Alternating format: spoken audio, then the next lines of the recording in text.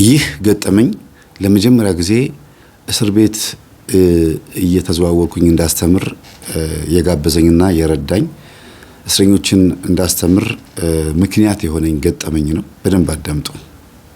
ሰላም፣ እንዴት ናችሁ የእግዚአብሔር ቤተሰቦች?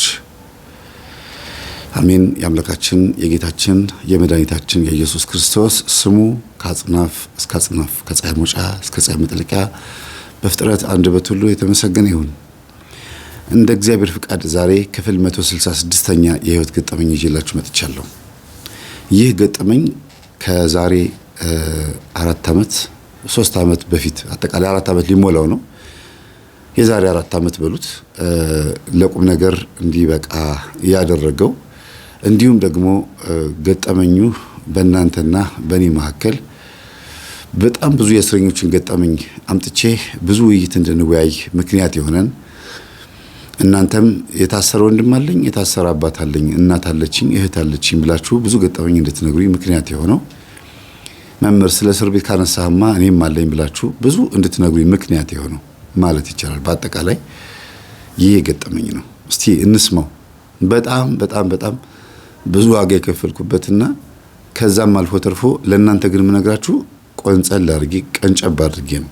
ለምን ሁሉን ነገር አይነገርም። በህግ የተያዘው ጉዳይ መረጃው በመንግስት እጅ ወይም ደግሞ አንዳንድ ጊዜ ወደ ህዝብ ይፋ የማይወጣን ነገር ግን ጉዳዩ እልባት እስከሚያገኝ ነበር እስካሁን ድረስ የቆየው። አሁን ማንም በዚህ ጉዳይ ላይ ተጠያቂ የሆነ የለም። ግን እስካሁኗ ጊዜ እስከ 2018 ጊዜ ድረስ በዚህ ገጠመኝ ምክንያት በእኔም ምክንያት ማለት ይቻላል የታሰሩ ሰዎች ነበሩ። ስትሰሙት ትፈርዳላችሁ። የዛሬ 2 ሳምንት ግን ያሳሰርኳቸው ደብተራዎች ጊዜያቸውን ጨርሰው የዛሬ 2 ዓመት ያሳሰርኳቸው ጊዜያቸውን ጨርሰው ተፈተው ደውለውልኝ የእስር ጊዜያችን እንዲያጠር ስላደረክ እናመሰግናለን ብለው ድጋሚ ድብትርና ወይም ጥንቆልና ውስጥ እንዳንገባ እስር ቤት በጣም በቂ የሆነ መረጃ አግኝተናል ብለው የተፈቱ ደብተራዎችም አሉ። እስካሁን እልሁንም ያልጨረሰ ደብተራም ደግሞ አለ። ሊፈታ 6 ወር የቀረው ባለፈው እንደነገርኳችሁ ሊፈቱ ጥቂት ጊዜ የቀራቸው ደብተራዎች አሉ። ሰው ቤት ገብተው የሰው ሚስት የደፈሩ፣ የሰው ሰራተኛ የደፈሩ፣ የሴት ልጅ ሲያኮርሙ የተገኙ፣ አስማትና ድግምት ሲያገኙ እጅ ከፍንጅ የተያዙ፣ ሲያታልሉ ሲያጭበረብሩ፣ ሜርኩሪ ምናምን እያሉ ሲያጭበረብሩ የተያዙ በጣም ብዙ ሰዎች በይፋ ካወጣሁኝ ይተባበሩብኛል ብዬ ነበር ዝም ያልኩት። በኋላ ቅድስት ቤተክርስቲያን ግን ይህን ጉዳይ ሲሪየስሊ እኔን መደገፍና ማገዝ ስትጀምር አርፈው ተቀመጡ። ለምን ደብዳቤ ከቤተክርስቲያን ሲሰጠኝ የማሳሰር የማስፈታትም መብቱ ያለህ አንተ ነህ። ምክንያቱም መረጃ ካገኘህ መብትህ ነው። በአንተ ላይ ጥቃትና ጉዳት እንዳይደርስ በአንተ የክስ ጉዳይ ላይ የበላይ ተጠሪ ሆኖ ቤተክርስቲያን ወይም ቤተ ክህነቱ ወይም ደግሞ ያገለግሉበት የነበረው ቤተክርስቲያን ከጎንህ እንደሆነ ብለው የጻፉልኝ ደብዳቤ ሲያዩ ደንግጠዋል። ጉዳዩ እንዲያውም ዲያቆናትና ካህናት እንደሰሙት ሲያውቁ በጣም የደነገጡት።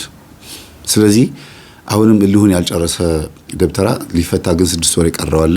እኔ ለእስር ቤቱ ወይም ደግሞ ለሚመለከተው አካል ተናግሬያለሁ። እስር ቤት ሆኖ መንፈስ እየላከ ነው። ማስረጃው ደግሞ ይኸው። እኔ አይደለሁም ልጅቷን ጩሂ ብዬ መመክራት፣ እሱ ራሱ ነው እስር ቤት ሆኖ መንፈስ እየላከባት ያለው። ለዚህ ማስረጃው ምልክቱ እናንተ እስር ቤት ሰውየውን አንድ ጉዳይ አድርሱበትና ወይም አንድ ጉዳይ አውሩትና ከዛ ልጅቷ ደግሞ እዛ ሆና ስትጮህ ትሰሙታላችሁ ብዬ በማስረጃ ያቀረብኩት ጉዳይ አለ። ውሸትህን ነው የሚልም አንድ ፕሮቴስታንት ስለመጣ ማለት ነው። ለምን አውቀህ ነው ሰውየው ላይ እልህ ስላለብህ ነው ልታሳስረው ፈልገህ ነው አለኝ። ኦኬ፣ እንደዛ ከሆነ ጸበል ላይ ያለችው ልጅ እሱ መንፈስ የሚልክባት ልጅ ማለት ነው የምትለፈልፈውን ድምጽና እናንተ እስር ቤት ሰውየው 2 ዓመት እስር ተጨምሮብሃል፣ 3 ዓመት 1 ዓመት ተጨምሮብሃል ብላችሁ ስትነግሩት ያን ከተናገራችሁት በኋላ ልጅቷ ላይ የሚልከው መንፈስ የሚለፈልፈው አንድ መሆኑን ታዩታላችሁ አልኳቸው። የውሸታቸውን በምታረገው መጥፎ ነገር 1 ዓመት የእስር ጊዜ ተጨምሮብሃል፣ 2 ዓመት ልክ እንደዚህ እንዲሉት ነበር የፈለኩት። ግን እነሱ ሌላ ነገር ነው የተናገሩት። ለምን እኔ ያልኩትን ካሉትማ ልጅቷ ምን ያልኳትን ነው የምትለው፣ ትክክል አያስኬድም አይደል? ስለዚህ ደስ ያላችሁን ተናገሩት አልኳቸው። የሚገርማችሁ ጠርተው ሰውየው ምንድን ያሉት መሰላችሁ? ለስራ ተባባሪ የሆኑ ለዚህ ለድብትርና ተባባሪ የሆኑ ሰዎችም እስር ቤት እየገቡ ነው፣ መምህር ተስፋዬ እያሳሰራቸው ነው ብሎ ነው የነገሩት። ይሄን ደግሞ ለእኔ አልነገሩኝም። ከዛ ልጅቷ ልክ እንደዛ ብላ ጮኸች። ጓደኞቼንም ልታሳስሪያቸው ነው? አለቅሽም፣ ስወጣ አሳይሻለሁ፣ ደፋሻለሁ እያለ መንፈሱ ሊያወላ ይጮኻል። ያ ማለት እዛ እስር ቤት ሆኖ ጓደኞቹም ስለታሰሩ የታሰሩ መስሎት ማለት ነው ስለታሰሩ እንደዛ ብሎ ሲናገር መንፈስ ሲልክ እሷ ላይ እንደዛ ብሎ ጮኸ። እና ይሄንን ነገር በጣም የሚገርማችሁ ነገር ምንም እንኳን ውሸት ቢሆንም መንፈሱ ግን ይሄን ነገር ደገሙ፣ እንደ ኢኮሲስተም ደገመው። ፖሊሶች የተናገሩት ውሸት ነው። ያ ግን እውነት መስሎት በትክክል እኛ የምናደርገው ነገር ስለማያውቅ ሰይጣን ምን ያህል ሁሉ ነገር እንደማያውቅ ማወቅ ትችላለች። በዚህ ሁሉ ነገር አያውቅም። የውሸታችንን እንኳን እንደሆነ ሊያውቅ አልቻለም። በጣም ይገርማልና በዚህ ሲስተም ደብተራው ከእስር ቤት ሊፈታ 6 ወር ቢቀረውም ኢጎ ወይም ደግሞ ድንፋታው ወይም ደግሞ አጠቃላይ ቲቪቱ እንዳለቀቀው ሲወጣ መጥፎ ነገር ሊያደርግ እንዳሰበ አወቁ እና ነገሩት።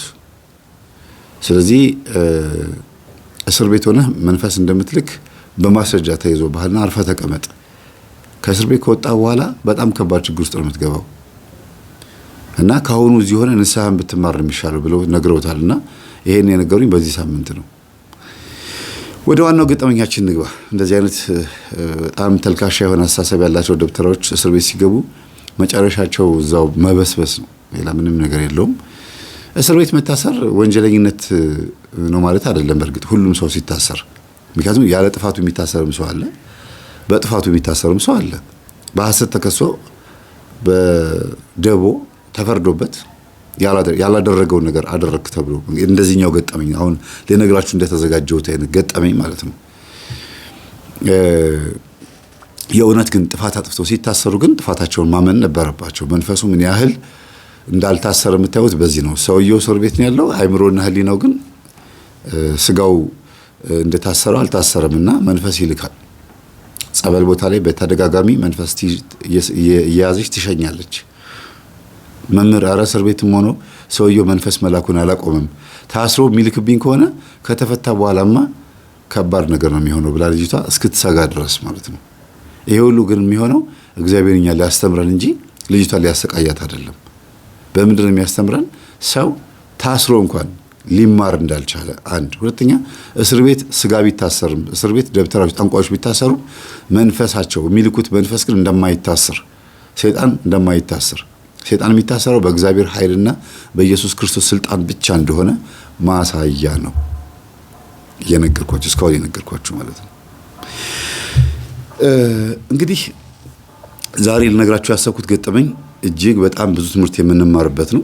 መልካም ቆይታ። መንግሥተ ሰማያት ቀርባለችና ንስሐ ግባ። በዚህ ገጠመኝ አንድ እናት ወርቃቸው ጠፍቶባቸው የወሰዱትን እርምጃ በመናገር ነው የምጀምረው። አረብ ሀገር ሰርተው ነው የመጡት። እንደገናም ደግሞ የልጆቻቸውም አረብ ሀገር የሄዱት ልጆቻቸውም ወርቅ እሳቸው ጋር አለና ቢያንስ ቢመዘን በጣም ብዙ ወርቅ ነው። እንደው በትንሹ አንድ ሾርባ የምትበሉበት የሾርባ ሳህን ሙሉ ወርቅ በሉት። የእሳቸውና የልጆቻቸው ብዙ ነው አይደል? የሾርባ ሳህን ታውቃላችሁ መቼም የዚህ 2 እጥፍ በሉት። በቃ ይሄ እንደ ትልቅ ነው። እንደዚህ ልክ እንደዚህ ማለት በቃ እንደዚህ እና በዛ ሙሉ ወርቅ ነው ያስቀመጡት። አደራ ነው፣ የልጆቻቸውና የራሳቸው አደራ ነው። ቋጥረው ስም ጽፈው ነው ያስቀመጡት። ልጆቻቸው በጣም መልካም ሰዎች ናቸው። አይጣሉም እርስ በርስ። ወርቃቸው አንድ ላይ እንደተቀመጠ ያውቃሉ። ግን የትኛው ወርቅ የራሳቸው እንደሆነ በደንብ ነው የሚያውቁት። እናትየዋ ይሄ ያንቺ ነው ቢሏቸው እንኳን ይቀበላሉ። ቤቱ በጣም ሰላማዊ ነው። ግን እናትየዋ ሰላማዊ አይደሉም ማለት ምንድነው? ኮተት ነገር አለባቸው። አንደኛ የቤታቸው የእናት አባታቸውን ከራማ ያመልካሉ። ቡና እየጠጡ ራሳቸውን አሟቸው ከሆነ ቡና የሚጠጡት እስቲ እናት አባቴ አምላክ እያሉ ሰኒውን እዚህ ላይ ያንከባለሉ፣ አንተ ታውቃለህ እያሉ ያንከባለሉ ነው የሚኖሩት። አንድ፣ ሁለተኛ ደግሞ ጠንቋይ ጋር ይሄዳሉ። ጠንቋዩ ድሮ ደብተራ ነበረ። ድሮ ዘመዳቸውም ነው። ህዝብ አገለለው፣ ዘመዶቻቸው አገለሉት። እሳቸው ብቻ ናቸው እየሄዱ የሚጠይቁት። አንቺ ብቻ ነሽ የምትመጪው ይላቸዋልና እኚህ ሴትዮ እንደዚያ ነገር ያውቃሉ። አሁን ወርቃቸው ጠፋ። ወርቃቸው ሲጠፋ ማን ነው ይሄን ወርቅ የወሰደው የሚለውን ነገር በጣም ጨንቋቸዋል። አይምሯቸው ላይ የሆነ የሚጠረጥሩት ነገር አለ። የቤት ሰራተኛቸውን ካባረሯት ሳምንት ሆኗታል። ያዩትም እሳቸው ወርቃቸውን ያዩትም ደግሞ ወርቅ ለማስቀመጥ ነው ሲሉ ነው። እና እንዴ ጉድ አድርጋኛለች እንዴ ብለው ቡና አፍልተው የእናቴ አባቴ አምላክ አንተ እውነቱን ግለጥ አሉት። ከዛ በኋላ ቡና ሊጠጡ የመጡ እናት አንድ አብረዋቸው የሚጠጡ አሉ። ይሄ ነገርማ የራሷ ነው፣ የዚች ሰራተኛዋ ስራ ነው፣ ግድ የለሽም እንዴ ይሄ በጣም ቀላል ነገር ነው፣ አንቺ በምታውቂው ጥበብ የምታረጊውን አርጊ ብለዋት ቡና ጠጥቶ ይለያያሉ። ነው እንዴ ይሉና ሴትዮዋ ቡና እየጠጡ አጅሬው ነገራቸው። አይምሯቸው ላይ አምጥቶ ካሰተላቸው። በእርግጥም ትክክል ነበር፣ እሷ ነች የወሰደችው። ካሁኑ ልንገራችሁ ብዬ ነው። ለምን መንፈሱ በትክክል አይምሯቸው ላይ እሷ እንደሆነች ቀጥታ ያሳሰባቸው። እየጠጡ ነው የመጣላቸው ይሄ ነገር። ወዲያውኑ ተነስተው ጠንቋይ ጋር ይሄዳሉ። የድሮ ደብተራ የአሁኑ ጠንቋይ ድሮ ቤተክርስቲያን ገብቶ ይቀድስ እንዳልነበረ፣ ድሮ ፍትሃት ይፈታ እንዳልነበረ አሁን ማሰር ጀመረ። ለነገሩ ድሮም ምንም ፍትሃት አልፈታም። ዝም ብሎ የፍትሃትን ቃላት ይደጋግሟል እንጂ ቄስም ሆኖ አሳሪ ነበረ፣ ፈቺ ሳይሆን አሳሪ። በመሰረቱ ለካህናት የተሰጣቸው ማሰርና መፍታት ነው። በማን ስልጣን? በክርስቶስ ስልጣን የማሰርና የመፍታት ስልጣን። እናንተ ያሰራችሁት የታሰረ ይሆናል፣ እናንተ የፈታችሁት የተፈታ ይሆናል ብሎ ለቅዱስ ጴጥሮስ በሰጠው ስልጣን መሰረት ሐዋርያት ከኃጢአት እስራት መፍታትና በግዝት ደግሞ ማሰር። ማሰር ሲባል የትኛው ማሰር ነው? በግዝት ማለት ነው። አጋንንትን ማሰርና በግዝት ደግሞ ሰዎችን ማሰር። በቃ ገዝቻለሁ እንዳታረግ ተው በቃ ምንም ካሉ ተገዘተ ያሰው ማለት ነው። ግዝት በጣም ከባድ ነው ታውቃላችኋል። እና ነበረ ይሄ ደብተራ ግን እዛው ቤተክርስቲያን ሆኖ ስንቶቹን ሰዎች ጸበል ፈልጎ የመጡትን ድግምትና አስማት እያለ እኔ ጋር ለመፍትሄው እያለ እየወሰደ ከእግዚአብሔር እጅ ከእግዚአብሔር ጉሮሮ እየነጠቀ ለስጋው ደግሞ የመጡትን ሰዎች ጭምር ንስሐ ሊገቡ የመጡትን ሰዎች አስራት ሊሰጡ የመጡትን ሰዎች በሙሉ ከእግዚአብሔር እጅ ሲነጥቅ ቆይቶ እግዚአብሔር ደግሞ አባረረው። በሴት ተሰናክሎ ወድቆ ከቤተ ክርስቲያን ተባረረ። ረከስክ አፈረስክ ተብሎ ሲባረር በዛው ቀጠለበት። መጋረጃ ጋርዶ መለመን ጀመረ ማለት ነው። የእናት አባቱን ከራማ ተለማምኖ በድብትርናውና በጥንቁልናው በዛው ቀጥሎበት ይሄን ፈጅተሽ ይሄን ቀቅለሽ ይሄን እንደዚህ አድርገሽ ጠጪ። በተለይ ሽንት ነው ጠጡ የሚለው በብዛት የቤተ ክርስቲያን አስተዳዳሪ ሆነው ሽንት ጠጡ የሚሉ አባት ነበሩ። እኔ አስታውሳለሁ።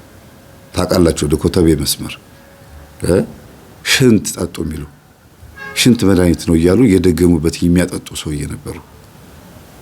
እንግዲህ ሞተውም ከሆነ ነፍሳቸውን ይማር። በጣም ያረጁ ሰው ናቸው። እና ምንድነው በጣም የሚያሳፍረው ነገር ትልቁ በጣም ከባዱ ነገር ማለት ነው ይሄ ሰው ሽንት ጠጡ እያለ ሽንት የሚያስጠጣ ነበር በፊት። አሁንማ ባሰበት ጭራሽ ሽንት ሸንቶ በሽንቱ እግራቸውን እንዲታጠቡ፣ እጃቸው እንዲታጠቡ፣ ፊታቸው እንዲታጠቡ ሁሉ ያደርጋል። ማስጠጣት ብቻ አይደለም፣ እንዲያውም የቱ ይብሳል? መጠጣት ይብሳል አይደለ? ሌላውን ትታጠቡታላችሁ።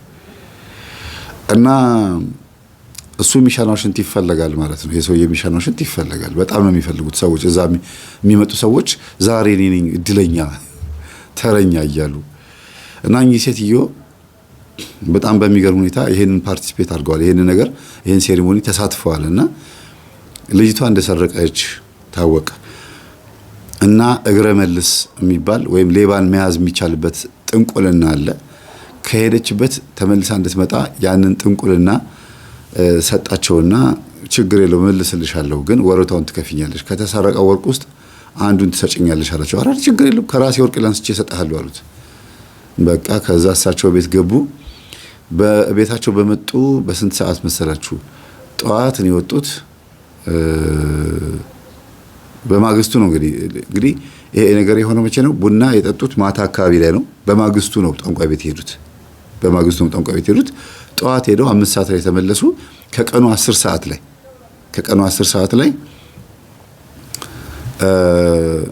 ወርቁን እንደያዘች በድን ሆና መጣች። በድን ሆና ማለት በቃ ምንም መታ ቤት ውስጥ ገብታ ቁጭ አለች እንደዚህ እንደያዘች። ከዛ ማየ መጣች ወርቁን ይዛ መጣች አሉ ልጆቹ ተንጫጩ አሉ ከጓዳ እየሮጡ ወጡ እጃቸውን እያራገፉ ሊጥ እያወኩ ነበር ከዛ ጠበጥ በቃ መቷት በዚህ በዛ እያሉ በቃ ማለት ልጅቷ መልኳ ሁሉ ጠፋ በዛ በሊጥ እየመቷት በሊጥ እጃቸው እንደገና እዛ ቤት ውስጥ ያሉ ልጆች በሙሉ ሁሉም ደበደቧት በድን የሆነችው ምንም አታውቅም ልጅቷ በቃ ብቁ የሚንቀሳቀስ ሬሳ ታውቃላችሁ ሲመቷት እንደዚህ ነው የምትለው በቃ የሆነ ራሷ አይደለችም እና እንዴናትና ቆይ መጣዋሉና እጃቸውን ታጠቡና ነጠላቸውን ለብሰው ፖሊስ ጣቢያ ሁለት ሰዎች ግራና ቀኝ ይዘዋት ሴትዮዋ ከፊት እየመሩ ልጆቻቸው ደግሞ ከኋላ ቆይተው ነው የመጡት መጣን ብለው ማለት ነው ከዛ ገቡ ምንድነው ሲባል ስትሰርቅ ይዘናት ነው ስትሰርቅ ያዛችኋት እንዴት ነው ሲነገሩን ሲባል ጊዜ ሰርቃ ነበር ራሷ ወርቁን ይዛ መጣች እንዴ መጣች ፖሊሶቹ ጠየቁ እንዴ እሱማ በማመጣው መጣኋት አሉ እንዴት አሉ ደነገጡ ፖሊሶቹ እንዴት ሲሉ ጊዜ በቃ በማመጣው መጣኋት አሁን እንድትታሰርልኝ ስለፈለኩ ነው በመትመጣ መጣለች አሉ አንዱ ፖሊስ እንዴ ቆዩ ማዘር ምን ማለት ፈልገው ነው እስቲ ቆይ አለና ወሰራቸውና ማለት እንዴት አላቸው በቃ እኔ በማመጣው መጣኋት ከሄደችበት ወርቄን ሰርቃ ነበረ መጥቻ አመልክቻል ነበር ማሉ አመልክተው ነበር ቅርታ ይሄን ረስቸው ነው መጣው አመልክተው ነበር አመልክቻል ነበር ማው እናንተ መፍትሄ አልሰጥም ስትሉኝ ከእናንተ መፍትሄ ብዙም ስለማይገኝ እኔው ራሴ ደግሞ ሞከርኩኝ አመጣኋት አሉ ያለችበት ያቆ ነበር አላቅም እና አመጣኋት በቃ ታዲያ በሚያመጡት ካመጣት አሁን ለምን እኔ ጋር መጣት ልብ ብሎ ሲያት ደግሞ ተመታለች ፊቷን ልክ አይደለም ምንድነው ሁሉ ፊቷ ላይ ያለው ሲበል ጊዜ ሊጥ እያቦካው ነበር ተናድጄ መትቻት ነው ልጆችን መተዋታል አሉ እና አይ የተያዘን ሌባ መምታት ወንጀል ነው ራሷ ከመጣችሎት ቀጥታ እንደመጣች ነው እኛ ጋር ማስረከብ የነበረበት ተናደን ነው እንዴ የልጆቼን ደማቸውን ላባቸውን የኔንም ላቤን ስንት መከራ ያየንበት ስንት አመት ደም የተፋንበት ወርቃችን እኮ የወሰደችው ምናምን ብሎ ሲናገሩ የኔ እናት ማምጣቱ ጥሩ ነው ያመጡበት መንገድ ጥሩ ባይሆንም አስማቱ ድግምቱ አይ እንግዲህ ሌላ ነገር እንድትለኝ አልፈልግም በቃ ባመጣውበት አምጥቻለሁ አሉ እንግዲያውስ እርሶም ይታሰራሉ አላቸው ማን የመታት ተናገሩ ሲባል እኔ ነኝ ያሉ እናትየው እንዳይታሰሩ በቃ ኑ አሏቸው አይደለም እኔ ራሴ ይሄው ሊጡ እጄ ላይ አታይም ይሄው ሊጡ እኔ ነኝ የመታዋት እንደምታየው ፊቷን ሊጥ በሊጦን አልቻል እኔ ራሴ ነኝ ሊጥ ያቦካሁት እማዬ እኔ ነኝ የመታዋት ሲሉ ጊዜ በፍጹም ራሴ ነኝ የምታሰራው ሴትዮዋ ስለመታዋት መታሰር አለብኝ አይደል አዎ እታሰራለሁ እሷን ሲሉ እሷም ትታሰራለች ከዛ አንቺ ሲሉ ጊዜ ዝም ለምንድን ነው የወሰድሽው ወርቁን ጸጥ ነይ ግቢ ቁጭ ባይሏት እናስቀምጣትና ማን ለምንድን ነው የወሰድሽው ማን ጋር ሄድሽው ከየት ነው የታገር ሰው ነሽ ምናምን ብሎ በቃ አፋጠጧት በዚህ ብሎ ዝም ድርቅ በቃ ምንም የምትናገረው ነገር የለም ማለት በቃ የሌባ አይነ ደርቅ መልሶ ሊያደርቅ አይነት ነገር ነው የሆነችባቸው እነሱ የመሰላቸው ምንድነው በቃ ስለተያዘች አፍራ ወይም ድርቅ ብላ ላለመናገር አንዳንድ ጊዜ ምን ይባላል ያለመናገር መብት አላችሁ ይባላል ስትጠየቁ ያለመናገር ያለመመለስ መብት አላችሁ እና ያን መብት እያስከበረች መስሏቸው አይ ምናልባት ስለ ህግ ታውቃለች ልጅቷ ያለመናገር መብቷን እያስከበረች ነው ስለዚህ መብቷ ነው ትከሰሳለች ሌላ የሚያስፈታት የሚያስተባብል ሰው ካለ ምናምን ብሎ ፖሊሱ እንትን አለና በማግስቱ እስረኛ ልጠይቅ ስመጣ እኔ የታሰረ ሰው ልጠይቅ ስመጣ ሴትዮዋ ልጆቹ እያለቃቀሱ እማዬ ጭራሽ በከሷም ሰው ደግሞ አሳሰረች ይሻል ነው የሚያዩት ሲሉ ጊዜ ምንድነው አልኩት ፖሊሱን አይ ሌባ ተይዞ እዚህ ሌባ ይዘው መጥተው ራሳቸው ደብድበዋት ይዘው መጡና እሳቸው ስለደበደቡ አንድ 24 ሰዓት ታስረው እየተፈቱ ነው እንዲያውም እኛ ትልቅ ሰው ስለሆኑ ስለሚያማቸው ፈታናቸው እንጂ ያው ከወንጀሉ ተምረዋል ደንግጠው ተናደው ስለሆነ ነው እንጂ በጣም ብዙ ጊዜ ነው የሚያሳስረው የተያዘን ወንጀለኛ መደብደብ አይፈቀድም በየቤቱ ያቀኛል ደግሞ ፖሊሱ ከቻልክ አንተም ተናገር አለኝ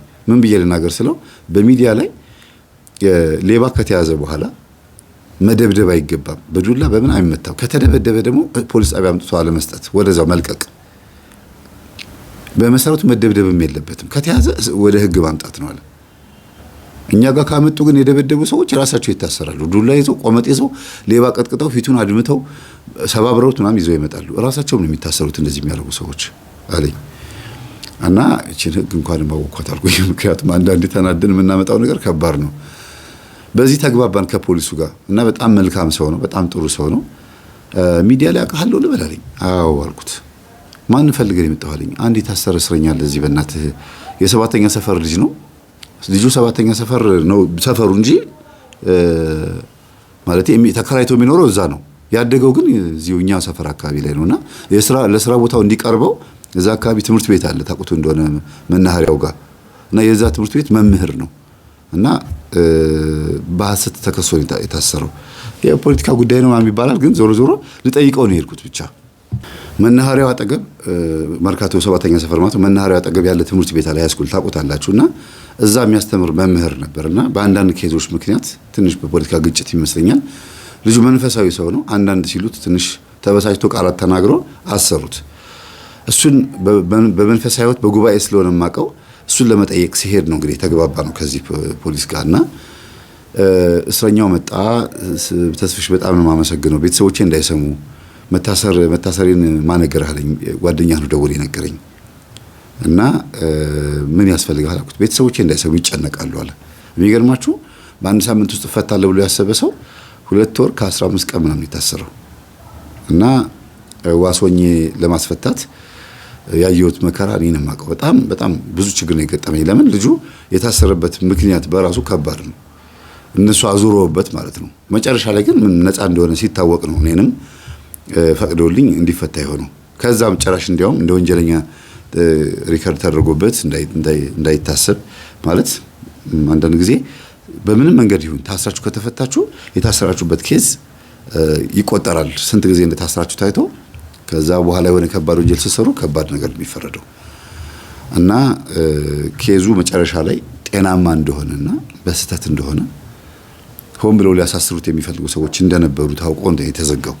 ይሄንን ሰው ግን ለመጠየቅ በመመላለስበት ሰዓት ግን ብዙ ነገር ነው የተማርኩት። እንግዲህ አስቡት የዛሬ 4 ዓመት የመጀመሪያ ጊዜ ማለት ነው እና እቺን እስረኛ የዛን ጊዜ ነው ያየኋት። እቺን ወርቅ የሰረቀችው ልጅ እስር ቤቱ የሴቶች የሚታሰሩበትና ወንዶች የሚታሰሩበት ለየብቻ ነው ያለው እና ፖሊሱ ኬዙን ነገረኝ። እዛ የሚቆም አይደለም ድንገት ነው ያየኝና ሻይ ቡና ልክ እስረኛውን ጠይቄ ስወጣ ሻይ ቡና እንበል እስቲ ምናምን ተባባልና ቁጭ ብለን እያወራን ኧረ እኔ የምልህ መምህር አለኝ። አቤት አልኩት። አንድ ቅድም ያልኩህ ሴትዮዋ መጥተው የነበሩት አለኝ። እሺ ያልኩት። ሌባዋን በማመጣው አመጣኋት ነው ያሉት። ምን ማለት ነው አለኝ። ያው ስለ መንፈስ እንደማስተምር ስለሚያውቅ ነው የጠየቀኝና ለካ ቆሞ እየጠበቀኝ ነበር። እኔ እስረኛውን ጠይቄ እስከምጨርስ ድረስ ገርሞታል በጣም አልኩት። በማመጣው አመጣኋት፣ ወርቄን ይዛብኝ ጠፋች። ከዛ በኋላ እኔ በማመጣው አመጣኋት። መጀመሪያ መጥተው ሪፖርት አድርገዋል። ወርቄን ሰርቃብኛለች ብለው መጥተው አመልክተዋል። ግን በእኛ አልተማመኑም ሴትዮዋ። ኦኬ እግረ መልስ የሚባል ድግምት አለ አልኩት። እኚህ ሴትዮ ደብተራ ያውቃሉ ማለት ነው። ስለዚህ ልጅቷ እኮ በቃ ተመልሳ ወርቁን አምጥታ የሰጠቻቸው በአስማትና በድግምት ነው ማለት ነው። ግን ጤነኛ ነች አልኩት። አረ በድናት ብናወራት ግግም ድርቅን ያለችው አለኝ። በእናት ሊያት አምጣት አልኩት። ከዛ ገብቶ አስፈቀደና ለመርማሪዎቹ ነገራቸው። ኬዙ ጉዳዩ የሌብነት ብቻ አይደለም፣ ጉዳዩ የመንፈስም ጉዳይ ነው እና መምህር ተስፋ የሚባል ዩቲዩብ ላይ እንደዚህ የሚያስተምር ልጅ አለ እና ኬዙን እስቲ ትንሽ በተወሰነ የሚጠቅመን ከሆነ ይንገረን እስቲ ብሎ ሲላቸው ጊዜ እስቲ እንስማ አሉ። ጉዳዩ መንፈስ ቢሆን ምንም አያዋጣም፣ ግን እስቲ እንስማ ምንድን ነው አሉና ጠሩኝ። ገባው ቢሮ። ልጅቷ መጣች። ከዛ ደህና ነሽ አልኳት። ምንም ቀና ብላ አታይም፣ ዝም ብላ ነው ቀኝ እንደዚህ ቁጭ የምትለው ትላለች። ወደዛ ጋር እኛ ስናወራት ወደ ሌላ ቦታ ነው የምታየው ትላለች እና አውቃ ድርቅ ያለች ትመስላለች። ግን እኔ መንፈሱ እንደሆነ በጣም ገብቶኛል በቃ እና በእግረ መልስ ነው እቺ ልጅ ያመጣት ብዬ ስል ዞር ብላ አየችኝ፣ ደነገጠች። እግረ መልስ ነው ማለት እንግዲህ ይገባቸዋል። ከሄደችበት እንድትመለስ የሚያደርግ ይሄ አስማትና ድግምት ብዙ ጊዜ አምፀው በሴት ነው ምናምን ብለው ይሉታል። አንዲትን ሴት ከባሏ ተፋታ ተጣልታ ስትሄድ ባልየው ሳይፈልግ ከሆነ ከቤቱ ሄደችበት ውጭልኝ ብሎ ሳያባረራት ከሆነ በራሷ አኩርፋ የወጣችው አስደግሞ ከመንገድ ይመልሳታል። ወይም ከእናትና አባቷ ቤት አምጥቶ አንቀጭቅዞ ደረቱ ላይ ያለጥፋታል። ይሄ የተለመደ ነገር ነው በገጠሩ ክልል በክፍለ ሀገሩ ላይ እና ይሄን አስማትና ድግምት ደግሞ ሌባ ለመያዣ የሚጠቀሙበታል። የተለያየ እጽ እያደረጉ ማለት ነው። ያው ሰይጣንን ነው የሚጠሩት። ሰይጣን ይጠሩትና በነገራችን ላይ እጹ ብቻውን ቅጠሉ ብቻውን ወይም ስራ ስሩ ብቻውን ሌባ አይመልስም። አንደኛ ተዋርሷል። ልክ ዛብሎን የሚባለው ዛብሎን ቀዳማዊ የሚባለው ደብተራ ያቀረብኩላችሁ ላይቭ ላይ መንፈሱን ስትዋረሱ ዘሩን ወቁ፣ ዝም ብላችሁ ዘሩን ሳታውቁ ስትዋረሱ ቢመጣ ያጠቃችኋል ነው ያለ ሲናገር ነበር። በኮንፊደንስ ሲያወራ ነበር አይደል? ነፃ ሆኖ እንዴት ሰይጣንን መዋረስ እንዳለብን ሁሉ ሲናገር ነበር። በጣም የሚያሳፍረው ላይቭ ላይ ግቡና ይሁት የላይቭ ሪአክሽን የሰራሁት ላይ በጣም ነው የሚገርመው። እና በዚህ ልክ ስለማቀው ይሄንን አሰራራቸውን እዚህ ጋር ደግሞ ልጅቷ ፈዛ ደንዛ ሳያት በትክክል እንደተፈጸመባት ስለተረዳው መቼም እስር ቤት ጸበል አለው ይብይ አልጠይቅም ብለው ስለ ሴቶች እስረኞች ጋር ጸበል አለ ይመጣላቸዋል። ከጸበል ይዘውላቸው መተው እንኪ ጸበል ጠጭ ብለው ያመጡላቸዋል። እኛም አይተን መርምረን እንሰጣቸዋለን። አንዳንዴ ይፈቀድላቸዋል እስረኞች አለ ነው። በቃ ልጠይቅልኝ አልኩት። ከዛ ማን ነው ጸበል ያለው ጊዜ የማንን አሉት። ምንም ይሁን ጸበል አምጪ አላት። ከዛ ማን ይታመማል እንዴ ማለት ያ ፖሊሶችና እስረኞች አንዳንዴ ይገባባሉ። አምጪ እባክሽ ማን ብሎ ተቀብሏት አመጣና ከዛ ጸበሉን እዛ እስር ቤት አንድ ጊዜ ቸለብስባታለሁ። በስላሴ ስም እናንተ እንደዚህ ተለጉማ የነበረች ልጅ እንደዚህ ትለፈልፋለች። ለካ ልጅቷ ምላሷ እንትን ነው እርግብግቢት ነው። በቃ በሚለጎሙ ተለጉማ ነው እንጂ ቀበጣጠረች። ሴትዮዋ ተፈተው ሄደዋል በማግስቱ አይደለም። ልጅቷ ታስራለች። የለፈለፈችው ግን እንዳለ መጀመሪያ የምትሰራቸውን የራሷን ስራዎች ነው። መጀመሪያ ዛሩ ነው የሚያወራው። መጀመሪያ ለፈለፈ ያው እንደዚህ ነው ብዬ አልነግራችሁ። በጣም ከባድ ነው። እሷ እንዴት እንደለፈለፈች ማውራት ከባድ ነው በጣም። እንደዚህ ሆኜ እንደዚህ አርጊያት ነው። ከዛ ባካት ቀባጥርብኝ በቃ ዝም ባልኩት። በጣም ነው ለረጅም ሰዓት ስትለፈልፍ ፖሊሶቹ ራሳቸው ደነገጡ። ያሉ ከራሳቸው ነው ጸበል ያመጣሁት አይደል አልኳቸው። አዎ የሚገርማችሁ ፕሮቴስታንት እስረኛ ነበረ። ይሄን ደጋግሜ ነግራቸዋል ከዚህ በፊት ላስተምር ሲሄድ ፕሮቴስታንት እስረኞች በጣም ነው የሚያግዙኝ፣ ይረዱኛል። ለምን ያውቃሉ ይሄንን ነገር አይተዋል በአይናቸው ስላዩ። እና ሰሌ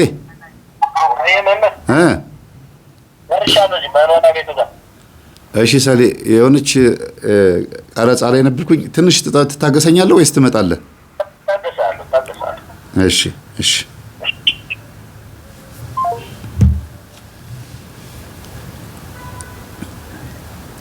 በጣም ይገርማል። አንደኛ ስለ ዛር መንፈስ ዛሩ እንዴት እንዳደረጋት ነው የለፈለፈው። ሁለተኛ ነገር ደግሞ እሷ ልጅቷ ራሷ በተለያዩ ቦታዎች ላይ እንዴት አድርጋ ኃጢአት እንደሰራች ኃጢአቱን ያሰራት መንፈስ ነው የለፈለፈው። እንደዚህ አርጊያት ብሎ ለፈለፈ። ሶስተኛ ግን ሴትዮዋ ያስገቡት የእግረ መልስ መንፈስ ነው። እና አንደኛው ግን ልጉም ይላል። ሌላ አለ ሲባል ጊዜ ይላል አለ። የሚስጥር መተት ማነ ይላል።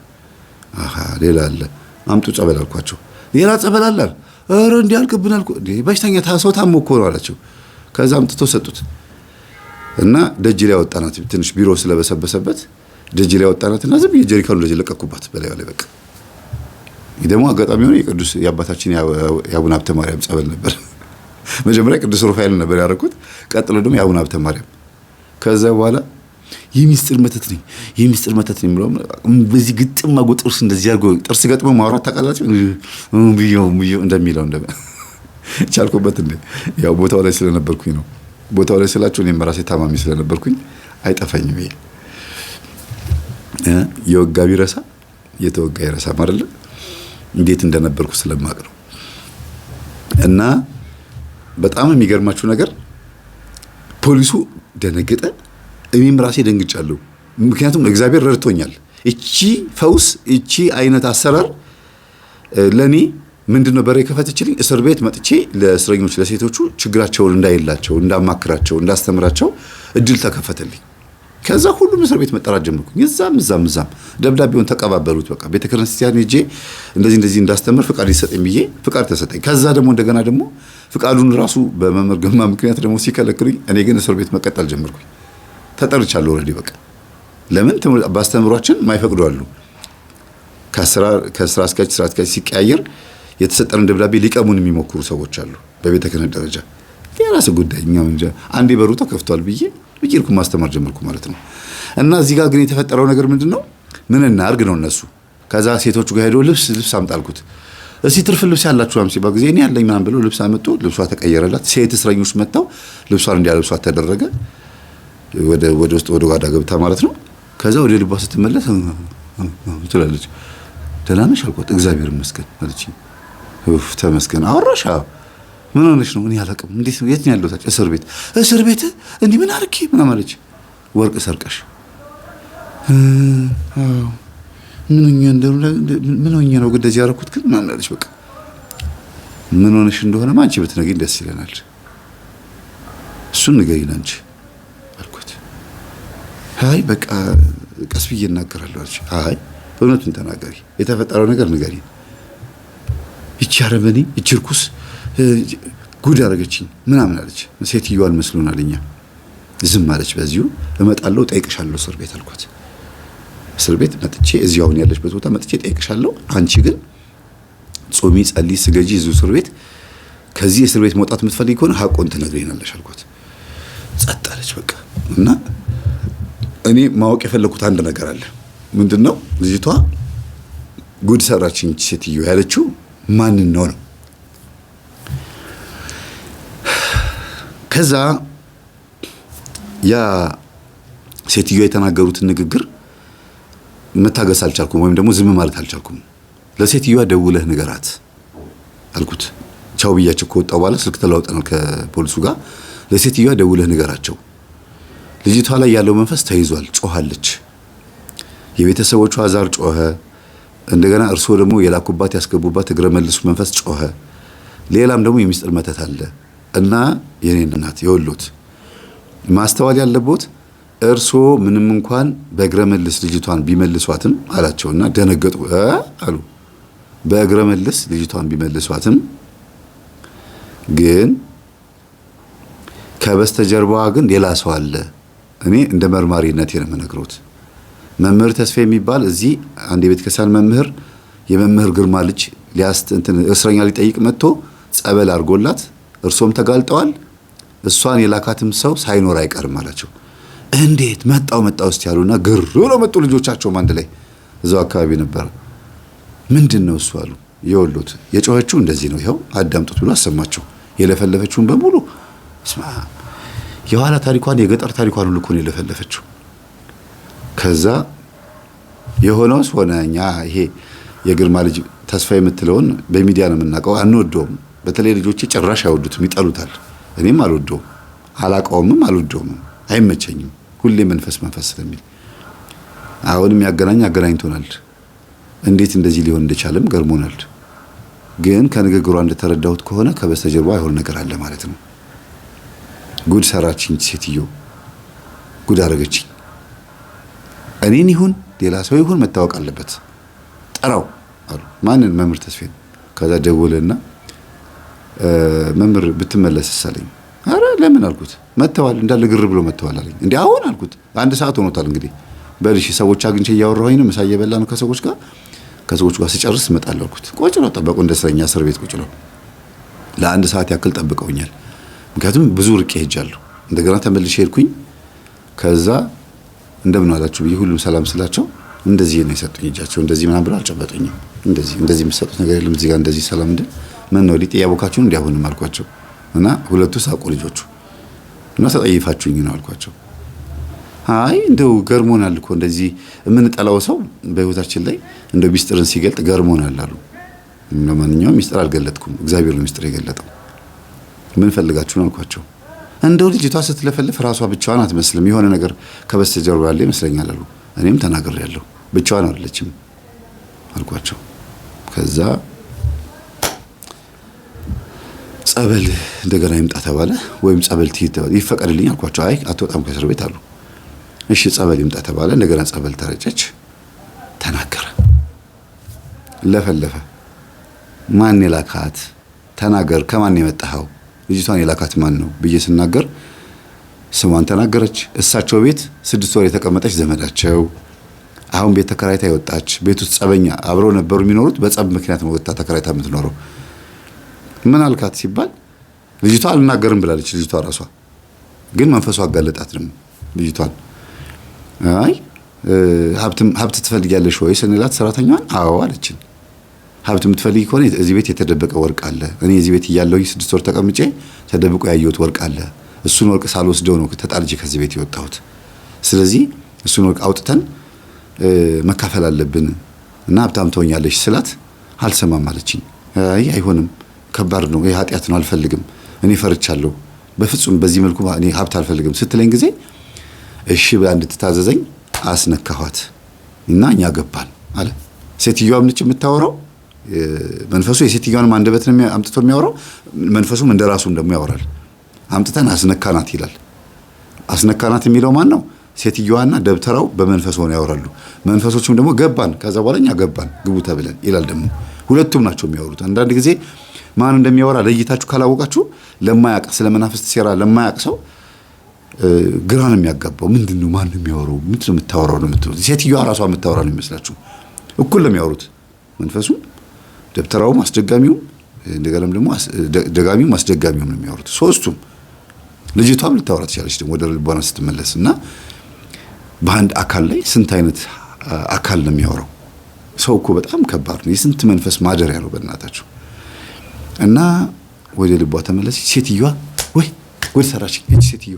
እኔም ድሮም ከቤት እኮ አባራው ለዚህ ነው እያሉ በቃ አበዱ። ወገባቸውን ታጥቀው ነጠላቸውን አድርገው እስር ቤት ውስጥ ወዲያው ማዘር ተረጋጉ ምናምን በቃ እያልን አረጋጋናቸው። ልጆቹም አለቀሱ በጣም። እቺ ሴትዮ መቼ ነው የምትለቀን? እቺ ሴትዮ መቼ ነው የምትለቀን? ምናምን አሉ። እንድትሳሰር ትፈልጋላችሁ አልኳቸው። አዎ በቃ እኔን አግዙኝ አልኳቸው። ምንድነው የምናግዛሉኝ? መጾም፣ መጸለይ፣ መስገድ፣ ንስሐ መግባት። ኧረ ችግር የለውም እኛ እንደዛ ስላደረግን ትታሰራለች አሉ። አዎ እላቸዋለሁ እናደርገዋለን አሉ። እንዴ እሷ እንድትታሰር ነው የምትሰግዱት የምትጸልዩት አልኳቸው። ለፈተና ነበር ያቀረብኩት እኔ። ልክ ሕፃን ልጅ መሬት ላይ ድፍት ብሎ ሲወድቅ ሲያለቅስ ትበል ስትሉት ቱ ይላል አይደለም?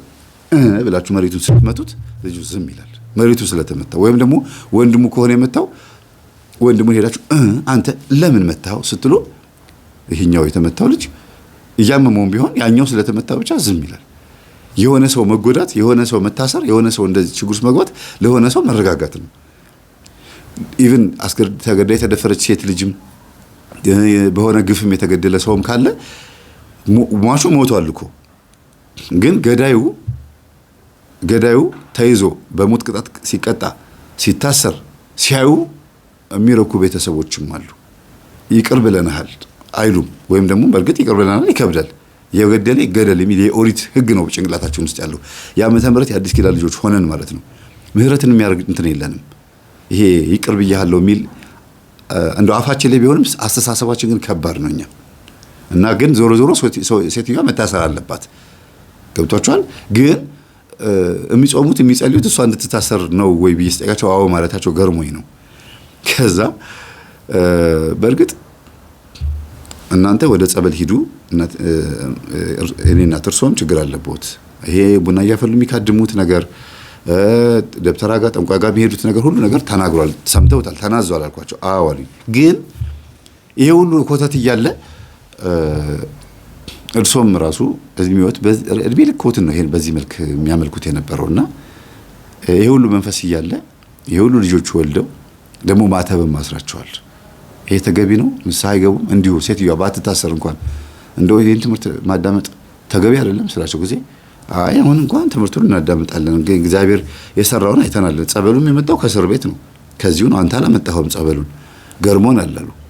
ስለዚህ አሁን ከመምህር ግርማ ጋር ጸበኞች ናቸው ስላቸው ጊዜ ኧረ እኔ ምን የተደረሸባቸው እኔ ሳላውቃቸው ነው ሁሉ ያጠፋሁት፣ ይቅርታ አድርጉልኝ በላቸዋል። እርስዎ መምህር ግርማን እንደሰደቡ መምህር ግርማ አያውቁም፣ እኔንም እንደሰደቡኝ እኔም አላውቅም። ለራስዎት ግን የአፎትን ፍሬ እንዳይበሉ ንስሐ ይግቡ። በአጠቃላይ እዚህ እየተከናወነ ያለው ነገር የእግዚአብሔር ተአምር መሆኑን ልባችሁ ካመነ ንስሐ ይግቡ። ከዛ ውጭ ግን እኔ ድርሻዬን ተወጥቻለሁ። ሴትዮዋን የምናሳስራት እርስዎ ንስሐ ሲገቡ ነው አልኳቸው። ግን ለምን አሁንም ወንጀለኛ ከሆነች እኮ መታሰር አለባት። እንዴት? ችግር የለውም ንስሐ ገባለሁ፣ ችግር የለውም ትምህርትህንም አዳምጣለሁ አሉኝ። አይደለም የኔ እናት፣ እኔ ለምን ይመስሎታል? ይኸው እሱ ይንገሮት አልኳቸው። እኔ ለሳጅኑ ነግሬዋለሁ፣ ለፖሊሱ ነግሬዋለሁ። የወሎት የኔ እናት እርሶ ቀድመው ይሄን መስመር ካልያዙ ሴትዮዋን እንደገና ደብተራ ጋር ሄደው ጠንቋዩ ጋር ሄደው ደግሞ አሁንም እኔን እንዴት እንደዚህ ታርግብኛለሽ ብሎ ይድፋት ብለው ደግሞ መተት እንዳያስመትቱባት ነው ቅድም ሲያወራኝ ነበር አላቸው። እውነትህን ነው እያሰብኩት ነበር አሉ ሴትዮዋ። አዩ አልኳቸው።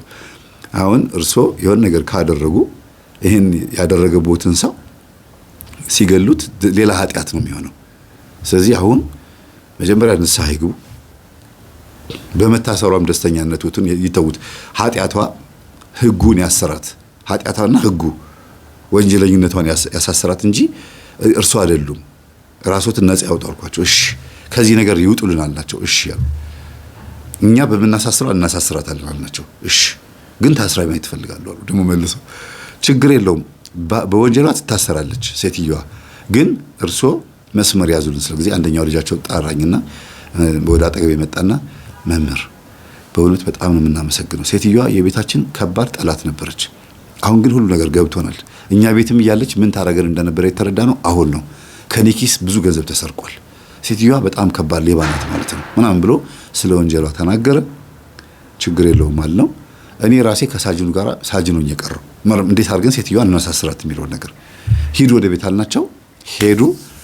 በራሳቸው ስልክም እየቀረጹ ነበረ። ኢቭን ቲክቶክ ላይ ካሁን ይለቁታል ብለን ነበር። የዛሬ 4 ዓመት የተፈጠረው እስካሁን አልለቀቁትም። ለምን? ሴትዮዋም ኃጢአት ስለሰሩ ያንን ነገር አይለቁትም። ተናግሯላ፣ ሴትዮዋም የሰሩትን ኃጢአት ተናግሯል። እና ይሄ ቪዲዮ ይለቁታል ብዬ አላስብም፣ ግን ቀርጸውናል ራሳቸው የገዛ ልጆቻቸው። ምናልባት ፖሊሶቹም እንዳይለቀቅ ብለውም ሊሆን ይችላል። ለምን? ሁሉም ነው የተቀረጸው እዛ ቦታ ላይ።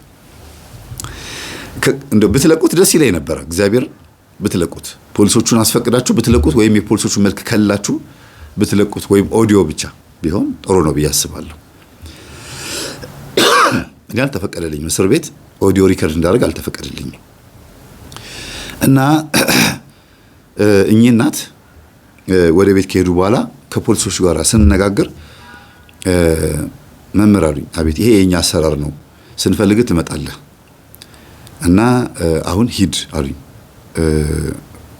ምንም ማግዛችሁ ነገር የለም አልኳቸው። በቃ ሂድ ችግር የለውም አሉኝ። ስንፈልግ ትመጣለህ አሉኝ። እሺ አልኳቸው። ልጅቷ ወደ ልቦናዋ ተመልሳለች፣ ወደ ራሷ ተመልሳለች። ሰላም ስላት ሰላም ብላኛለች።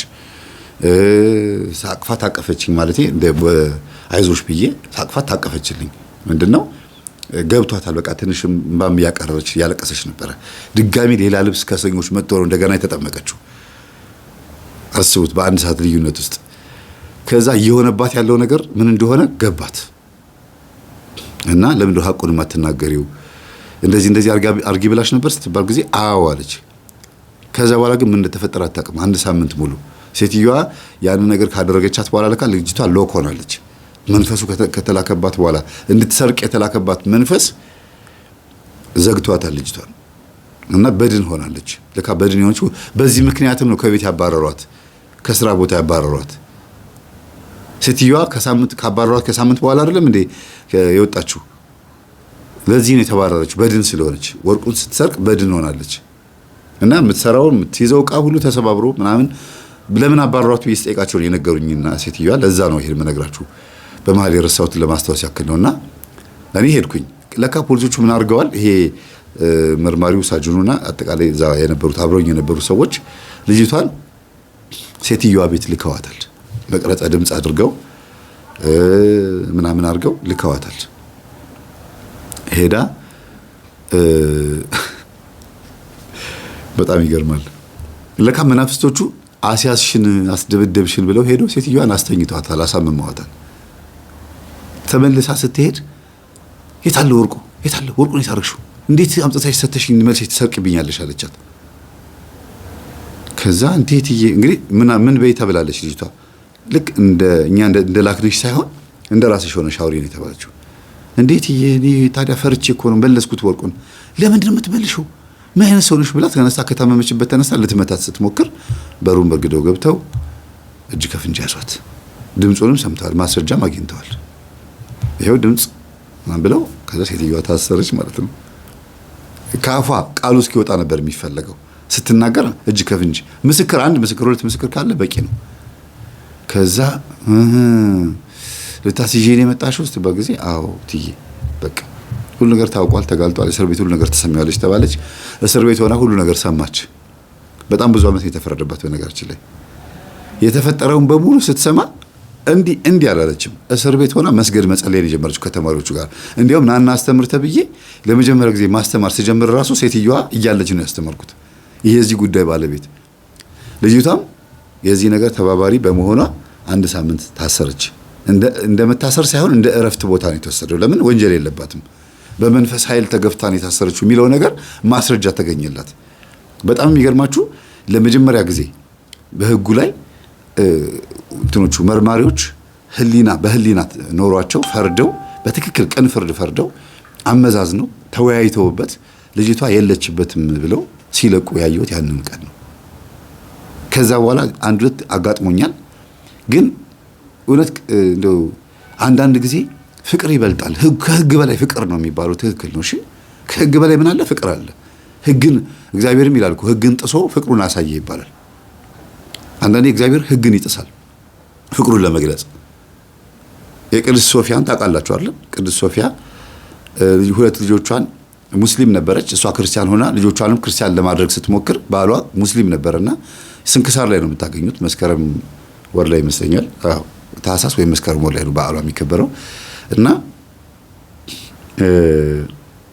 ክርስቲያን ልታረጋቸው ስትሄድ ቤተክርስቲያኑ ያለው ባህር ተሻግራ ነው። በጀልባ እየተሻገረች እየሄደች እያለ ማዕበል ተነሳ። ማዕበል ተነስቶ መርከቧ ጀልባዋ ልትገለበጥ ስትል ጌታ ሆይ እባክህ ልጆቼ ሳይጠመቁ እንዳይሞቱብኝ፣ እዚህ ከሞትን እኮ ሙስሊም እንደሆኑ ወይም ደግሞ ሳይጠመቁ ሊሞቱብኝ ነው ስትል ማዕበሉ በጣም እየባሰበት ሲመጣ ጡቷን ቆረጠችና በደሟ አድርጋ መስቀል ሰራችላቸውና ይህ ጥምቀት ይሆንላቸው አለች። ልታስጠምቃቸው ነው የምትሄደው። ከዛ ማዕበሉ እያናወጠም ቢሆን ዳር ላይ አመጣቸው። ማዕበሉ ጸጥ ብሎም ቢሆን ዳር ላይ አመጣቸው። ከዛ ከጀልባው ወርዳ ልጆቿን ቤተክርስቲያን እየሮጠች ሄዳ ክርስትና የሚነሱ ሰዎች መካከል መታ ተቀላቀለች። ከዛ ልጆቿን ክርስትና ልታስነሳ ስትል እየተጠመቁ ቄሱ እያጠመቀ መጥቶ እንግዲህ ድሮ የነበረው ጥምቀት እንደዚህ ነው መሰለኝ ከላይ እያፈሰሱ ነውና ልጆቹ ላይ ውሃውን የጸበሉ ሊያፈስ ሲል ጸበሉ አልፈሳል፣ እንደ ሰም ረጋ ወይም እንደ በረዶ ግግር ሆነ። ምንድነው ብሎ ሌሎቹ ላይ ሲያፈሰው ውሃ ይፈሳል፣ ሁለቱ ልጆቿ ላይ ግን አይፈስም። ምንድነው ይሄ ነገር ምን አርገሻል ሲላት እውነቱን ተናገረች። አይ ማዕበል ሲነሳ ልጆቼ ሙስሊም ሆነው እንዳይሞቱ ሳይጠመቁ እንዳይሞቱ ብዬ ጡቴን ደሜን አርጌ ባጠባኋቸው ጡቴ ክርስቲያን ይሁኑ ብዬ መስቀል ሰራሁባቸው አጠመኳቸው ስትል ገርሞት ቄሱ አይ እግዚአብሔር ሴት ካህን አይደለችም፣ ሴት አታጠምቅም፣ እንዲህ ያለ ጥምቀትም የለም። ግን በጭንቅ ሰዓት ያለውን የሚቀበል አምላክ ነው። ስለዚህ ከህግ ይልቅ ካህን ብቻ ነው የሚያጠምቀው ከሚለው ህግ ይልቅ ፍቅር ይበልጣል ብሎ ካህኑ እግዚአብሔር እንዲህ የሚያደርጋል ብሎ ተናገረ ይባላል። ስንክሳር ላይ ያለላችሁ አንዳንዴ በህጉ ላይ እንደዚህ መንግስታት ወይም ደግሞ ዳኞች፣ አቃቤ ፍርድ ቤት ምናምን ጉዳይ ላይ አይቶ አመዛዝኖ የተጣሉ ባልና ሚስቶችን ሲያስታርቁ ሁሉ ያለው ሴቶች ጉዳይ ላይ ራሱ ኢንተርቪው ለማድረግ ሲሄድ ብዙ ጊዜ ሊለያዩ ሲመጡ እስቲ አስቡበት፣ ተወያዩ፣ እስቲ ጉዳዩን በደንብ አስቡበት ብለን እንዲመካከሩ እንዳይፋቱ የምናደርግበት ሁኔታ ሁሉ አላሉ። ማፋታት ቀላል ነው፣ ግን እስቲ ተመካከሩ እንላለን አሉ። እስር ቤትም ፖሊስ ጣቢያም አንዳንዴ በፍቅር መክረው የሚሸኟቸው ሁሉ አሉ። እናት ልጇን ለማሳሰር ትመጣለች። ልጅ አስቸግሮኛል በቃ ሰሩልኝ ትላለች። እናት እስር ቤት ድረስ መጣ ኑና ሰሩልኝ ትላለች። መተው ልጁን ይዘው ሄዳሉ፣ መክረውት ይመልሱታል። ለምን እናት በዚህ ልክ ሰሩልኝ ካለች ልጁ አስቸጋሪ ሆኖ ነው። በአንድ በኩል ደግሞ ልጁ ደግሞ እያለቀሰ እናቴ እንደዚህ ሆና ነው እንዲህ ችግር አለባት፣ አንዳንዴ እንደዚህ ታጓራለች፣ እንዲህ አይነት ችግር አለባት ብሎ ደግሞ ልጆቹ ለፖሊሶቹ ሲናገሩ መፍረድ ይከብዳቸውና በቃ እንግዲህ አንተ ቻል አድርገው አይዞህ ምናምን ብሎ ይለቁታል። ከዛ ቤት አትግባ፣ ከሳምንት በኋላ ቤቷ ሂድ ብሎ የሚፈቷቸው ሁሉ አሉ። ሴትዮዋ እንደታሰረ ነው የምታውቀው ልጇ። ከሳምንት በኋላ ቤት ሲመጣ አሳሰርኩሃል ትላለች። እና አንዳንዴ የህግ ሰዎች ቅን ፍርድ ሲፈርዱ ደስ ይላል አይደል? አንዳንዴ ነው ያልኩት፣ ሁልጊዜ አይደለም። ህጉን ተከትለው ያስሩና ከህግ በላይ የሚሆንባቸው ነገር አለ። አንዳንዴ ህሊናቸው እያወቀ ጤነኛን ሰው ማሰር ይከብዳቸዋል። ከዛ እስር ቤት ማስተማር ጀመርኳ። ከዛ ሴትዮዋን እየሄድኩኝ ንስሐ ትምህርት ሳስተምራቸው ቤታቸው እዚህ እየመጣው እስረኞቹን ሳስተምር ልጅቷም ከሳምንት በኋላ ተፈታች። ሴትዮዋ ቤት ተመልሳ እንድትገባ አረኳት። ከዛ ፈርተዋታል። ሴትዮዋ ግን ትምህርት እያዳመጡ እሷም አብራ እየጸለየች ነጠላ ለብሳ ጸበል እየሄዱ እየተጠመቁ ምን እያሉ እየተሻሻሉ ሲመጡ በጣም እየወደዷት መጡ። ለምን ወደ አይደለም ይሄን ሐሳብ ያመጣችው ሴትዮዋ ነች ይሄ ሁሉ ያሳሰበቻት። ከዛ እስር ቤት መተን ደግሞ እንጠይቃት ብሎ ደግሞ አክስታቸው መጠየቅ የሚችሉበት መንፈሳዊ ህይወት ላይ ደግሞ መጡ። ስልክ 5ኛና 6ኛ ወር ላይ እስቲ እንጠይቃት በቃ አክስታችንን። እሷም ወደ አይደለም ተይዛ ነው ጠቋይ ቤት ስለምትመላለስ ነው። እኔም ወድጄ አይደለም ቡና እየካደምኩኝ እያፈላሁኝ እንትን ከራማይን ስለማመን ደብተራ ጋር ሲሄድ እኮ የነበረበት ጊዜ ልክ እሷም እንደዛ ነበረች። የአንድነት ልጆች አይደለም ምንም ማድረግ አይቻልም ብለው ሴትዮዋ ልጆቻቸውን ይዘው ሄደው ደህና ነሽ እንዴት ነሽ እስር ቤት እንዴት ነው እያሉ ይጠይቋታል። እንዴ እስር ቤት በጣም ሰላም ነው መምህር ተስፋዬ እየመጣ እኮ እዚህ ያስተምረናል ማን ብላ ፈታ ብላ ነው የምታወራቸው። ትሰግጃለሽ? አዎ። ወይ ጉድ እስር ቤት ውስጥ ይገርማል። በቃ አሁን እኮ ገዳም ሆነሽ እኮ አሁን ያልወጣም ከዚህ ቤቴን ሂዱና አቧራው ምንም ጠራርጉልኝ አይጥም ምናምን እህሉ እንደታሰረች ወዲያው እንደተያዘች ስለሆነ የታሰረችው ያለው ነገር እንዳይበለሻሽ ቤቷን እንዲያጸዱላት ነገረቻቸው። እየሄዱ ቤቷን ያስተካክሉላታል። 2 ዓመቷን ጠጥታ ወጣች እና እሱም ባመክሮ ነው 2 ዓመቷ ስትወጣ ባመክሮ ነው። ወርቁን አልወሰደችውም ግን በቃ ወሬ እንደወሰደችው ነው የሚቆጠረው።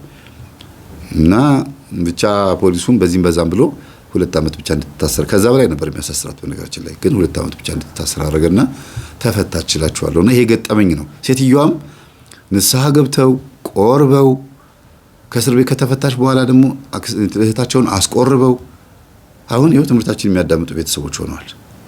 በዚህ ቤተሰብ ውስጥ አሁን ማንም ሰው የሚካሰስ የለም። በዓመት በዓል ጊዜ ይጠሯታል፣ ትመጣለች፣ በልታ ወደ ቤቷ። ያው የለመደባት መንፈስ ያደፈጣ ደግሞ መጥቶ እንደገና አሁን ወርቃቸው እንዳይወስዱባቸው እሷም ትላለች አይ ከዛ ሁሉ ነገር በኋላ እነሱ ቤት ሳድር ጥሩ ስሜት ስለማይሰማቸው ሰላም ብያቸው ብቻ በመለስ የሚሻለኝ ብላ አሁን ጥሩ አስቀዳሽ ሆናለች። ቅዳሴ ቦታ ላይ ምናልባት ታቆት ኡራኤል ቤተክርስቲያን ደብረ ጽጌ ቅዱስ ኡራኤል በሴቶች በር በኩል በነጽር አድርጋ ጥግ ላይ ሆና ታስቀድሳለች። አሁን ሁሉም ሲያውቃታል የተለመደች ናት እና ትናገራለች። እኔ እንደዚህ ሆኜ ብላ ችግሯ ኃጢአቷን ትናገራለች። ረጅም ናት እና አንዳንድ ጊዜ ከባድ ነው። ሰውን በክፉ ወንጅሎ ብቻ መቅረት ጥሩ አይደለም። እቺ ተንኮለኛ መተተኛ ምናምን ብለን ስንል ያ ያልነው ነገር እኛም ቤት ውስጥ እኛም ላይ ደግሞ ሊኖር ይችላል። አንድ ቀን ሰው በሆነ ኃጢአት በሆነ ወንጀል የሚታሰርበት ጊዜ አለ። አጥፍቶም ሳያጠፋ የሚታሰር ያልኳችሁ መጀመሪያ ለዚህ ነው። እና እስር ቤት እንዳስተምር ምክንያት የሆነኝ ገጠመኝ ይሄ ነው።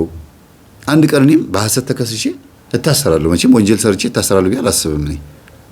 ምክንያቱም በደንብ አውቃለሁ፣ ይገባኛል። እንደው አይምሮዬን ዘግቶ ደብተራ አይምሮዬን ሰውሮ ወንጀል ካላሰራኝ በስተቀር እኔ ሆኜ ወንጀል አልሰራም። በሐሰት ተከሰን በፖለቲካ ጉዳይ በማናውቀው ነገር በጅምላ ልንታሰር እንችላለን።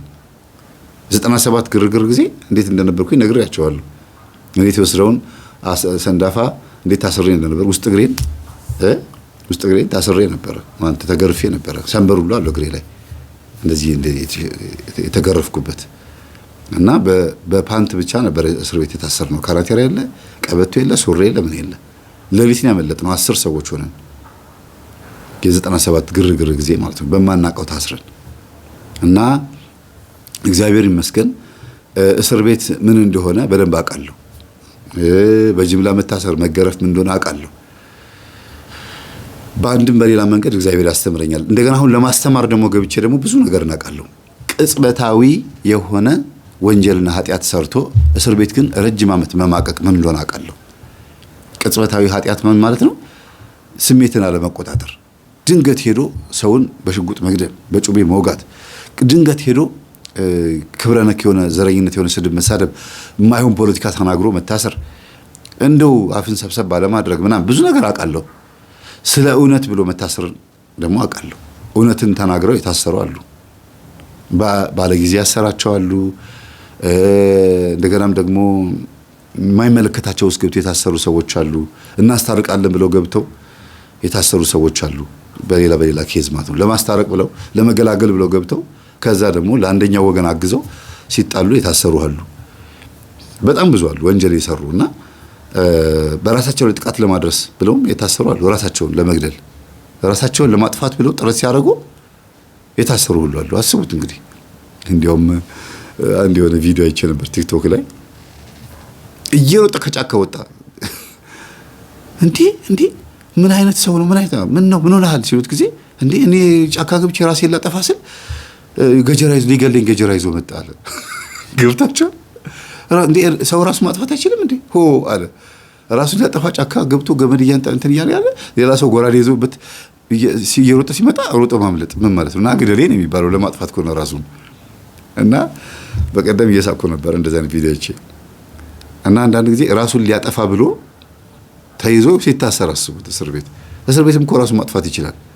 ግን እስር ቤት አንዳንድ ጊዜ ምንድነው ማገገሚያ ነው የሚባለው አይደል? ማገገሚያ ማረሚያ ቤት ነው የሚባለው።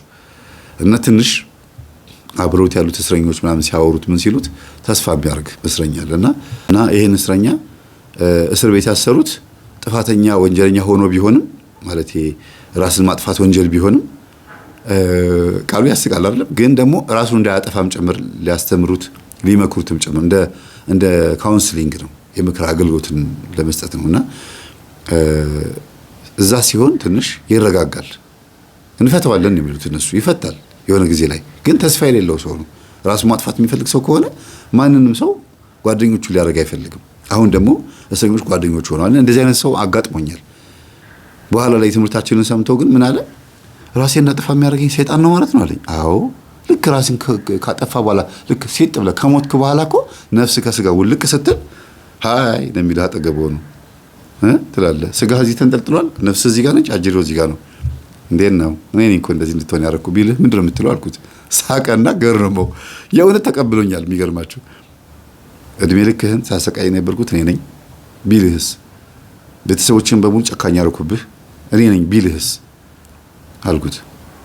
እውነት ነው አለ። ምክንያቱም ስለ ዛር መንፈስ ሳወራው እና እነሱ ቤት ውስጥ እንደዚያ ነገር ይመለክ ነበር። በቃ ራሱ ማጥፋት የፈለገው የራሱ ኬዝ ኖሮት ነው። በርግጥ በስራ ምክንያት ግን በአዳም ልኮን ደግሞ ይንቅ ነበር ማለት መናቅ ስላችሁ እንደ ተራ ነገር ነው የሚያየው። ሪል ሰይጣን ቤት ውስጥ እየተመለከ ነው ብሎ አያስብም። ምክንያቱም ኒውትራል ነው። ከእናቶቻችንም አይደለም ከሃይማኖተኞችም አይደለም። ስለዚህ በአዳም ልኮ ከሚያመልኩት ውስጥም አይደለም ከሃይማኖተኞች ውስጥም አይደለም። ዝም ብሎ መሀል ላይ ያለ ነው። ጋፕ የትውልድ ጋፕ አለ። ባህል አድርገው የሚቆጥሩት አሉ። እና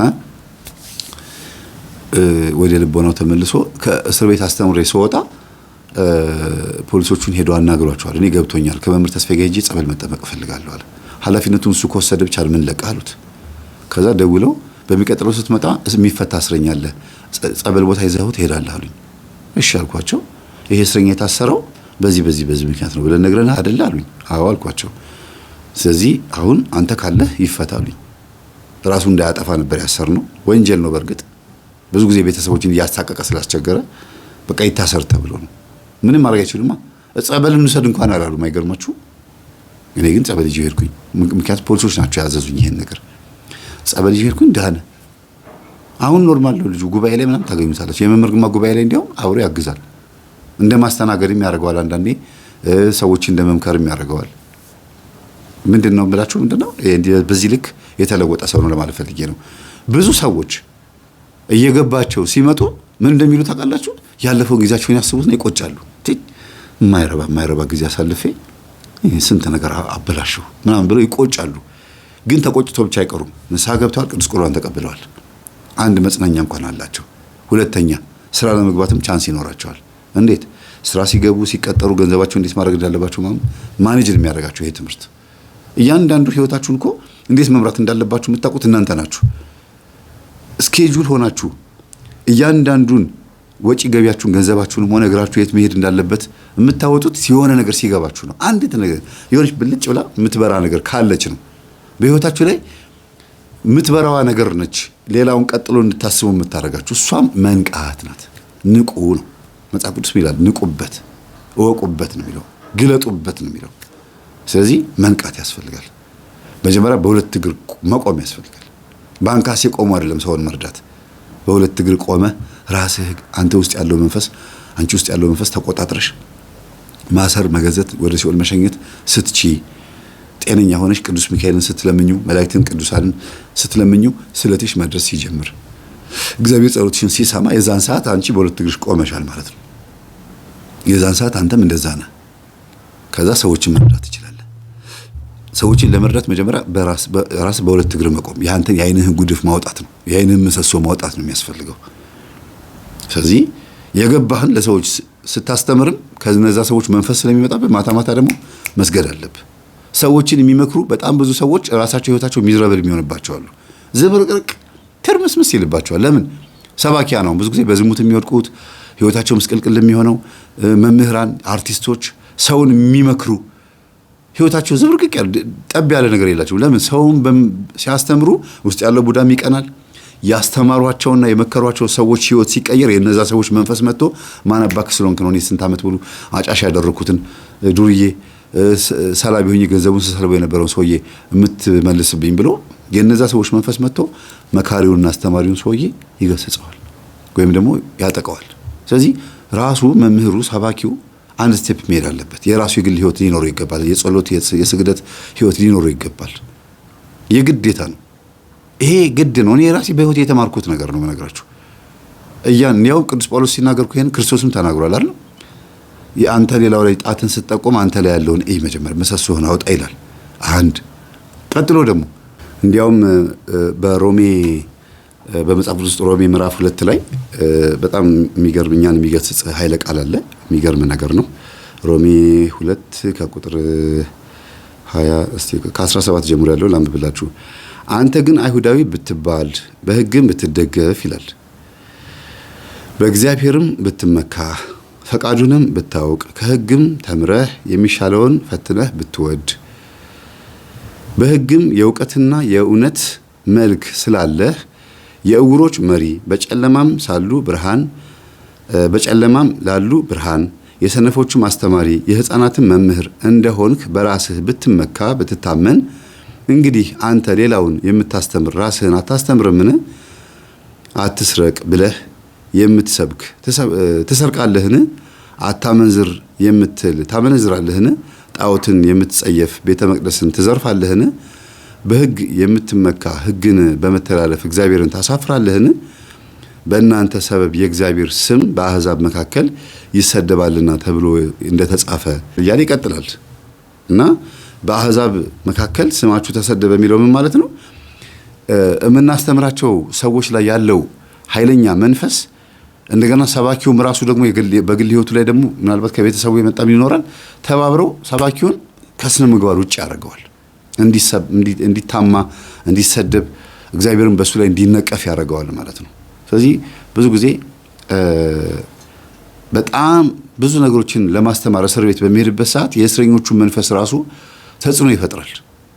የማስተምራቸው ሰዎችም በብዙ አይነት መንገድ እኔ ጋር መጥቶ ሊያጠቃኝ ይሞክራል እና እኔ ብዙ ነገር ተምሬበታለሁ። እስረኞችን ማስተማር ግን ለኔ በጣም ብዙ ነገር ነው የጠቀመኝ። በጣም ብዙ ነገር የጠቀመኝ። ሆስፒታል ሄዶ የታመሙትን ማጽናናት በጣም ከባድ ነው። የተደፈረችን ሴት ማጽናናት በጣም ከባድ ነው። ግን የእግዚአብሔር ቃል ያጽናናል። የሚገርማችሁ ተጽናንተው ስታዩቸው አካል ጉዳተኞችን እስቲ ተመልከቷቸው። አካል ጉዳተኞች ናቸው። አይናቸው የሌለ ሊሆን ይችላል፣ ጆሮአቸው የማይሰማ ሊሆን ይችላል፣ እግርም ላይኖራቸው ይችላል። የሆነ ነገር ጎሏቸዋል በአካላቸው ላይ። በተፈጥሮ ነው ታዲያ፣ በአደጋ ምክንያት አይደለም። በተፈጥሮ በአደጋ ምክንያት ከጎደለማ በአደጋ ምክንያት ነው፣ ችግር የለውም። በተፈጥሮ ግን ጎሏቸው ከማህፀን ሲወጡ እግዚአብሔርን አያማርሩትም። ለምን እንደዚህ አድርገህ ፈጠርከኝ አይሉትም። አንተን የሰራኸኝ ለሆነ ምክንያት የሰራኸኝ ይላሉ።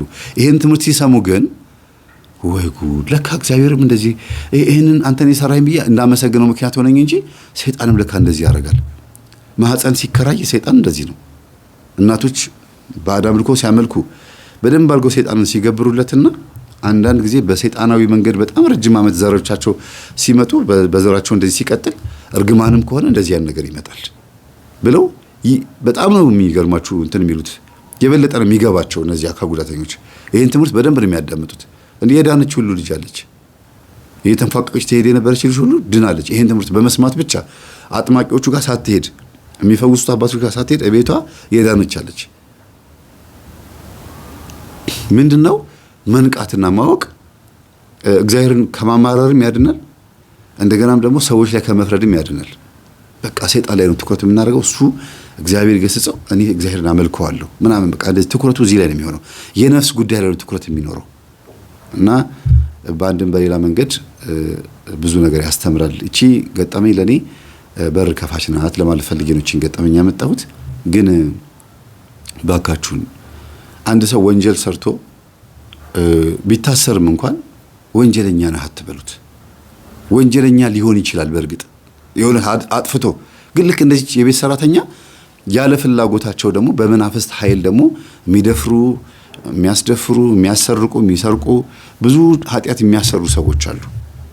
የሚያስይዙ፣ የሚያሳስሩ፣ ባልዋላችሁበት ኩበት የሚያስለቅሟችሁ። ከብት ባልዋለበት ኩበት ለቀማ የሚባለው ይሄ ነው፣ ለዙረት ማለት ነው።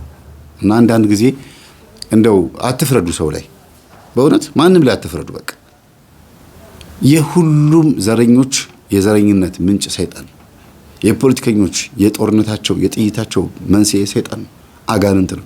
የሰው አይምሮ በነዛ አጋንንቶች ተይዞ ነው ሰዎች የሚያወሩ እየመሰሉን ከሰው ጋር ምን ደማመጠው ነው የምናወራው እንጂ በዛ ውስጥ ሆኖ የሚያወራው አጋንንት ነው። ለምን? ክርስቶስ ይሄን ተናግሯል። ምን ይላል? በእነሱ ውስጥ ያለውን ያውቅ ነበርና አይተማመናቸውም ነበረ፣ ከእነሱም ርቆ ይሄድ ነበር ይላል። በውስጣቸው ያለውን ያውቅ ነበረ። ሲያወሩት እነሱ አይደሉም የሚያወሩት። ስለነበረ ሰዓቱ ለአምላካችን ስም የተመሰገነ ይሁን። ሰላም ሁኑ። ተወለደ ጌታ ተወለደ፣ ተወለደ ጌታ ለኛ ተወለደ፣ ተወለደ ጌታ ተወለደ፣ ተወለደ ጌታ ለኛ ተወለደ።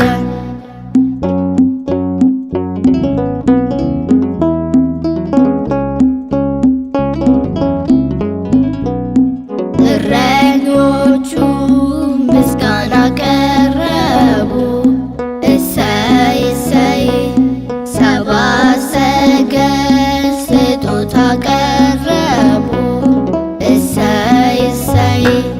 ተወለደ ጌታ ተወለደ፣ ተወለደ ጌታ ለኛ ተወለደ፣ ተወለደ ጌታ ተወለደ፣ ተወለደ ጌታ ለኛ ተወለደ።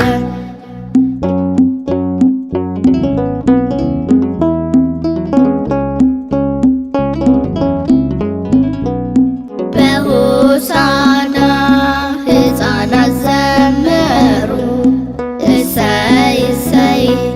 ትንሣኤውን ሴቶች አበሰሩ፣ እሰይ እሰይ። ተወለደ ጌታ ተወለደ፣ ተወለደ ጌታ ለኛ ተወለደ፣ ተወለደ ጌታ ተወለደ።